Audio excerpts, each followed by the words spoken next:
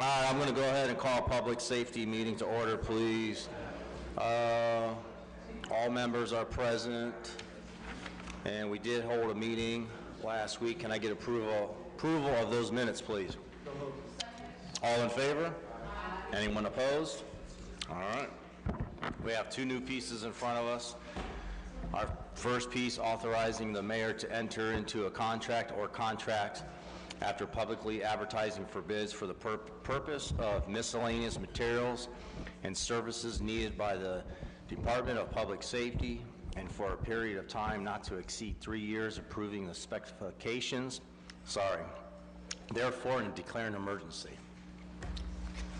And we have Steve Fricker with us today. Thank you, Mr. Chairman. This is an annual piece of legislation that we do. There are 3 purchasing-related ordinances that we pass each year. There's what we call the safety bid ordinance, and then there's which are items that will be bid out as needed, but will not need specific legislation for each piece. That's why we bring them on this kind of consolidated piece of legislation. And then there's also a non-safety bid ordinance, and then there's a non-safety no-bid ordinance. Those will be coming shortly in the next couple weeks before the end of the year. So on this particular ordinance, we list the estimated quantities of each item that will be needed, and we separate those out by the various divisions within safety. So communications, police, fire, traffic engineering, and I believe, well, those are it, yeah. All right, good, thanks. We'll see if we have any questions for you. Any questions, committee members? No? No questions. Wow, you're getting off easy today. All right, what's your time on this? Consent would be fine. Consent. Can I get a motion for consent? Motion for consent. All in favor? Aye. Anyone opposed? All right, we'll put that on the consent agenda. Steve, thank you. I appreciate it. All right, thanks, everyone. All right, moving on to our next piece. Authorizing the mayor to enter into a contract with the Interval Brotherhood Home to provide comprehensive residential drug and alcohol treatment to eligible individuals and declare an emergency. And we have Sean Volman from our City Law Department with us today. Yes, thank you, Mr. Chairman, members of the committee. Stand before you today with the legislation we do annually for the Interval Brotherhood Home, for confinement and alcohol rehabilitation, for offenders in our municipal courts. I have Deborah Foster Cook, who's the executive director of Interval Brotherhood Home, here to answer any questions or talk about the program. We are it's the same dollar figure as last year. Okay, thank you, Sean. I appreciate it. But I think she has some handouts. Okay. And if they don't mind, I would love to hear from them for 2 or 3 minutes if they have anything to speak about. If they want to speak for a couple minutes, please do. I would love to hear from them. I'm Deborah Foster Koch, and thank you for allowing me to come and speak with you today.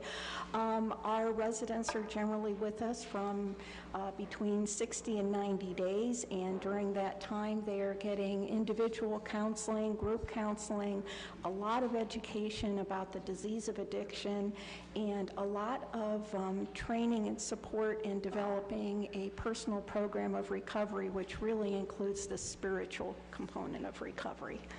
I'd be happy to, I'm passing out or having passed out a whole bunch of statistics at this point, and I'd be happy to answer any questions you might have. Okay, thank you, Deborah. I appreciate it. Hi. Thank you. We'll see if any committee members or any council members have any questions. Do we have any questions from the committee members? Or Deborah? No? All right, any council members? Chambers? Okay, Madam President, go ahead, please. Thank you so much, Mr. Chair. I also believe, and I don't think it's been eliminated, you also work with the families. So not only Yes. are you working with the clients, but you build up a relationship with the families that you also help educate them. Would that be correct? Yes, ma'am. We do family education on Sundays, and then we have supervised visitation after that. We also do family counseling with the families. And our clients, after they've been in treatment for probably about 45 days, start doing home passes. And when they come back from those visits home, we process the visits with them and talk through, like any temptations they might have faced or any problems at home. Are you finding now, is it okay, Mr. Chair, if I ask one more question? Absolutely, go ahead, I didn't expect to see a statistic here, but are you finding now with the uptick that we have in addiction that families are getting a bit more involved than maybe in the past? Well, one of the things that we're really finding is that there's such a generational component to addiction. So I was actually with IBH from 1985 to 1996, and unfortunately, I'm seeing the children and grandchildren of some people I had in treatment, 30 and 20 years ago. We also have some people who, when they're in treatment with us, have family members who want to bring them drugs in treatment because the family member feels so bad that they're in treatment with no drugs. And we've had people who have wanted to go home to prepare syringes for family members because they're afraid the person is going to nod out after they've used and not have anybody there to kind of watch to make sure they're still breathing. So we have some very sincere, supportive family members, and then we have family members who are just as deeply into their addictions as the people we have in treatment. So therefore, it's really important for the people we have in treatment to leave with a really solid program of recovery and relapse prevention. Thank you so much, and thank you so much for the work that is being done and continues to be done out there. Thank you. Thank you, Madam President. Any other questions? Mrs. Sims, please. Thank you, Mr. Chairman. I hope at some later date we may have an opportunity to bring you back to talk a little more about the service that you provide. I'd love to. I would Yeah. appreciate that greatly. So what's the average cost per individual that you serve? It seems like there's varying degrees of days they stay. So what's the average Well, cost? our per diem is almost $216 per day. So we generally have them with us 60 to 90 days, and one recent average I saw was about $76,000. So just one quick, there's one category that talks about discharge against the staff's advice. That means that the person has elected to leave treatment despite our best efforts to get them to stay. And they would have been there, what's the average stay for those individuals? They would have been there maybe 30 days? Well, it depends on whether they're coming through the Akron Drug Court or whether they've been there, referred by someone else. Typically, the people who have come through the Akron Drug Court have been there a little bit shorter time than the people who came through other referrals. Thank you. Thank you, Mrs. Sims. Rich, and then I'll go to Linda. Just, could you talk a little bit about when you have, in the very first page here, percentage of successful discharges actually in the last year has gone down a little bit, not a lot, but from 71% to 64%. What do you consider a successful discharge? A successful discharge is when a person has worked toward all of the goals in their treatment plan, including getting that personal recovery program put together. And they also might be addressing issues like how their depression affects their addiction and how their addiction affects their depression, might be working through some of their child care issues and child custody issues. Everybody's treatment plan is different. We saw a slight downturn in the numbers when we opened the 20 additional beds late last year. And even though we've got our male residents divided into 2 different houses at this point, just by virtue of the fact that we've got more people on property, there's more problems. Okay, because it also shows units of service bed days from 1,000 down to 474. Could you Well, Not sure what the that is. 474 is from July 1 to October 31st. Okay, so that's part of that, so it's not apples to oranges or apples to Okay. apples, it's apples to oranges. The other thing is, you know, we're taking referrals from the Akron Drug Court, so if they don't have people who are, who really need a residential level of care, we're not getting them. Yeah, it must be very, very difficult to, you, on your post-treatment status, talk about, there are some statistics here to show success. No use in the last 30 days, 80%, 88%. Yeah, we're dealing with a really mobile group of people, as you probably know. You know, like today's address and today's cell phone number may not be the same as, you know, what it is tomorrow. So we keep track of them as best we can. We have an aftercare program that is completely free to the participants. It's called the IBH Reach Project. It offers volunteer activities, and it also just offers people a chance to be together and appreciate one another's company and have fun with one another. So that's something we give them to try to help them stay sober after they leave treatment, and it's also how we kind of keep track of them. So if you look at some of the statistics at the front end, 2 of the people coming through the drug court had any kind of employment when they came into IBH, and 30 days after they left treatment, which you can see on the back page, 5 of 8 people at 30 days after discharge had full or part-time employment, and 4 people actually had full or part-time employment of the people that we were able to find and survey. So it was 100% of the people we were able to find and survey. No further, just really appreciate how thorough your tracking is and how comprehensive the services are. Thank you, Appreciate sir. that. Yeah. Thank you, Rich. I appreciate that. I know Mrs. Amobian had a question. You still have a question?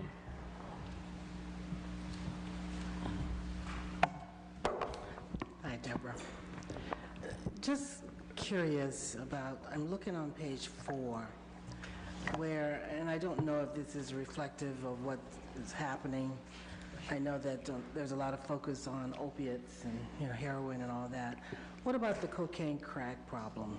Has it gone down or up or been maintained or what? Well, these are what people are telling us are their drug of choice. Okay. And unfortunately, most of the people in the room already know this. You know, the people who are addicted to heroin are using everything they can get their hands on as well. So this just reflects drug of choice.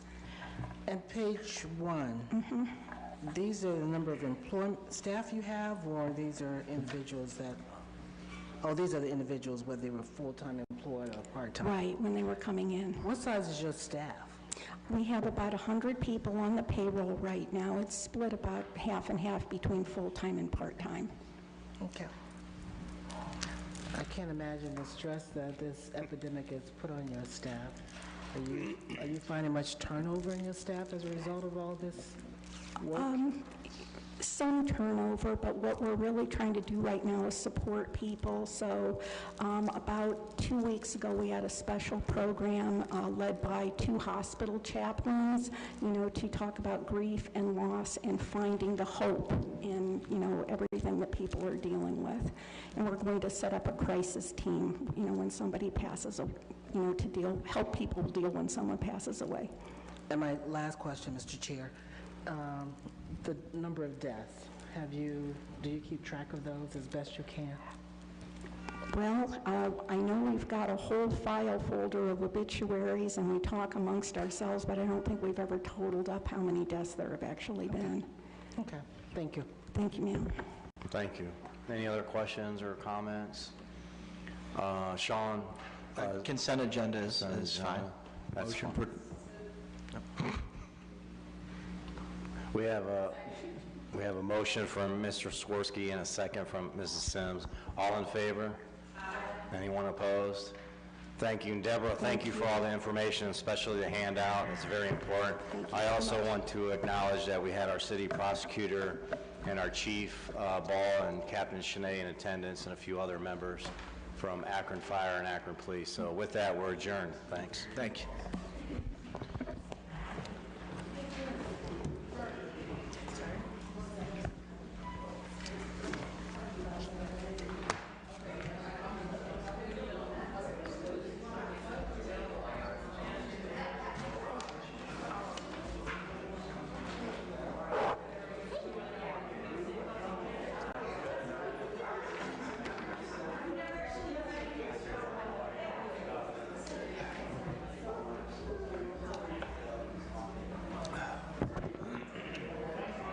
Public utilities will start in 3 minutes. Public utilities will start in 3 minutes.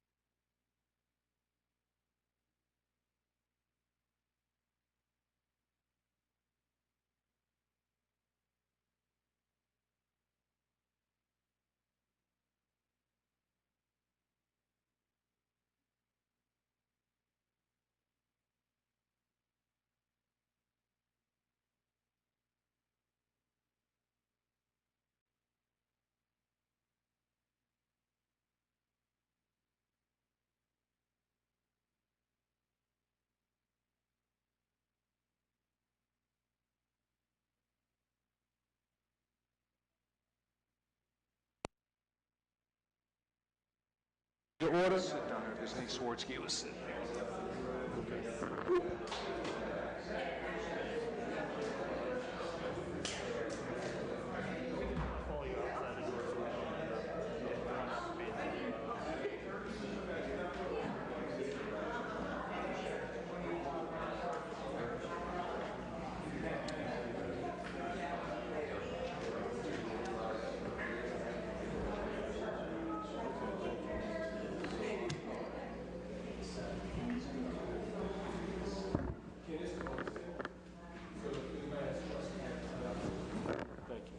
That we will have to take.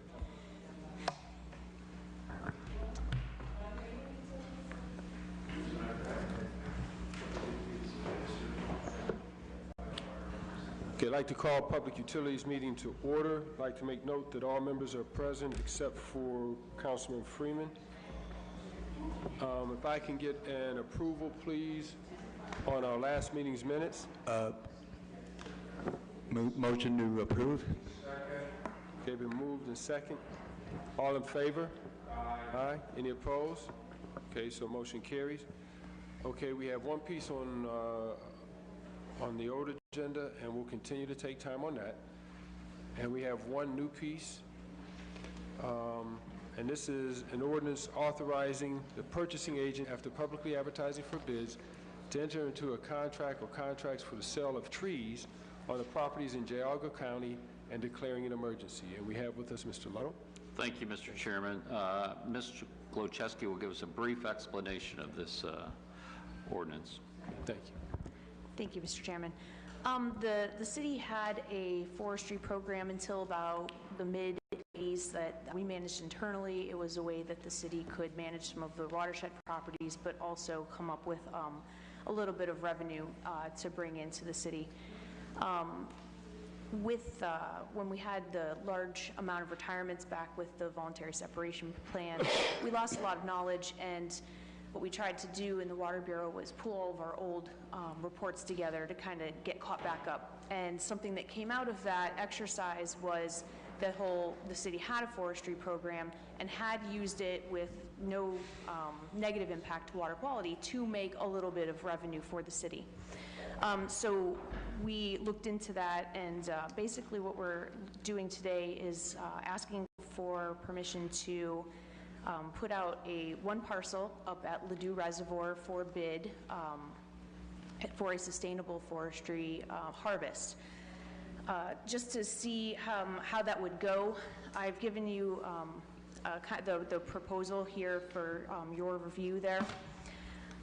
We would hope to, out of this, develop a forestry management program that would look at the entire watershed and look at different opportunities for timber harvesting, but also for forestry management within watershed properties for the city of Akron. Okay, thank you. One parcel, what's the size of one parcel? This parcel in particular is a 53-acre parcel, and we're looking at roughly 42 acres of that 53-acre parcel for harvest. Okay. And how many parcels are out there in total? I don't know how many parcels off the top of my head, but we have about 16,000 acres that not all of it is forested, but a good portion of it is. Okay, thank you. Any questions from members of committee? Mr. Swirsky? How many trees are we talking about in the pilot program? In this particular case, we are talking 417 trees. And what kind of trees are they? It's a mix of different types of trees, and I have provided this, and I will make sure that you get a copy of it. We have the exact count and number, but the majority of them, red maple, red oak, yellow poplar, black cherry, ash, and there are some other trees on there. And by no means are we, this will not be a clear cut. This will be a very minimal, very reserved harvest. We want the smallest amount of impact possible on this while still hopefully making some money. Okay, so after they cut them down, what are they going to do to replace them? So because we aren't removing a lot of trees from the property, a lot of trees will still be there. The way that the trees have been selected, as well as to make sure that you're not leaving a giant gap in any particular place. So the trees that are younger, that exist on the property already, will hopefully become mature trees that in 40 or 50 years will be ready to harvest again.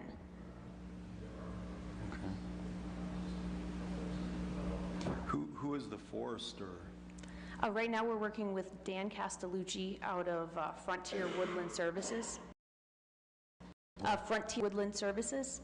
Okay, so experienced Yes, he's an experienced... professional organization that has done this. Are there other cities?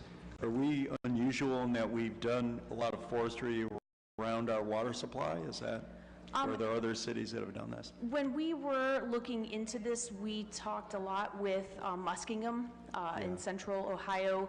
They do this a lot, and actually that's where we were put into contact with. He had done a lot of the Muskingum projects and their forestry programming. Okay, he didn't grow up in North Hill or something? I'm sorry, what? He didn't grow up in North Hill or? Of course he did, he's Italian. Any questions from any other members of committee or members of council? I think you asked them. Ms. Mobian?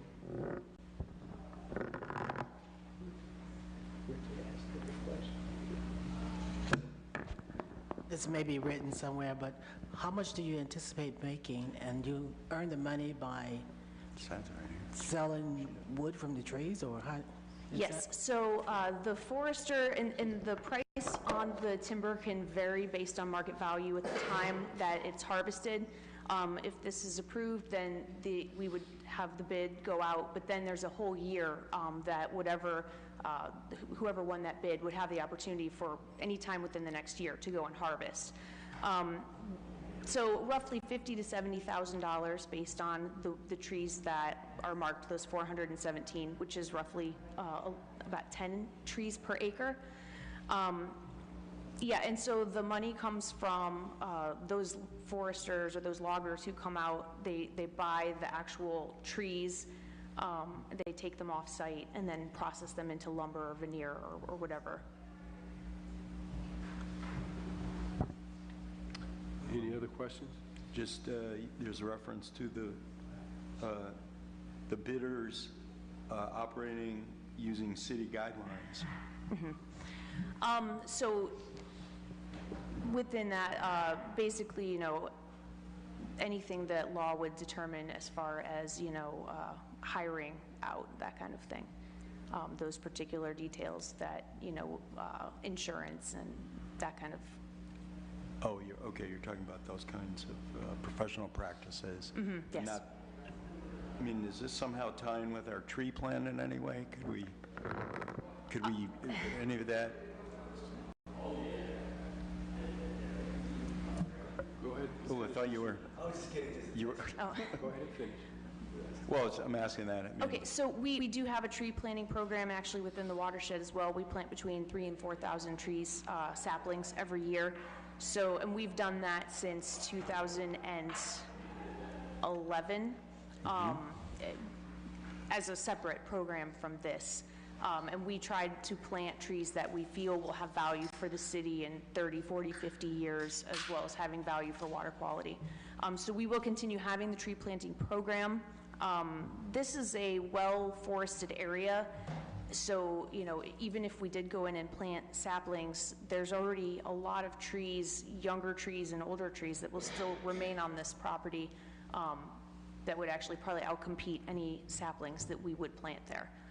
Okay. By all means, though, we could consider planting trees in that area.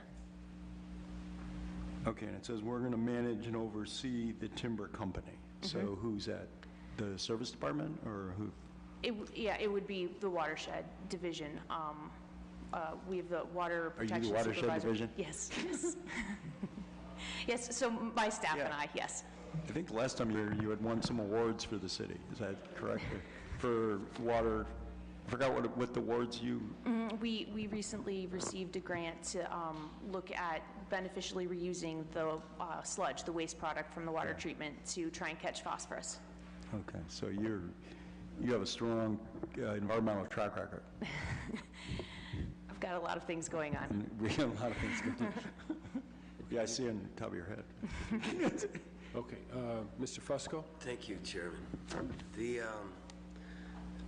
So I think you alluded to it. Should you be replacing these, that's what's going to happen to the land area once it's cleaned, I guess, for lack of a better term, or once it's timbered? Well, we're not going to clear cut. If you take a whole acre and we only take 10 trees off an acre, we're not clear cutting anything. I mean, you probably wouldn't even notice that we took these 10 trees off an acre. If you can imagine an acre size and we remove 10 trees, that would be a very, very minimal amount. You wouldn't even know it. When we visited Muskingum, we did go into some of these that he had just, the forester I alluded to, Mr. Castellucci, had within the last year had a harvest, and other than, oh hey, here's a stump, it was very, I mean, it looked relatively undisturbed.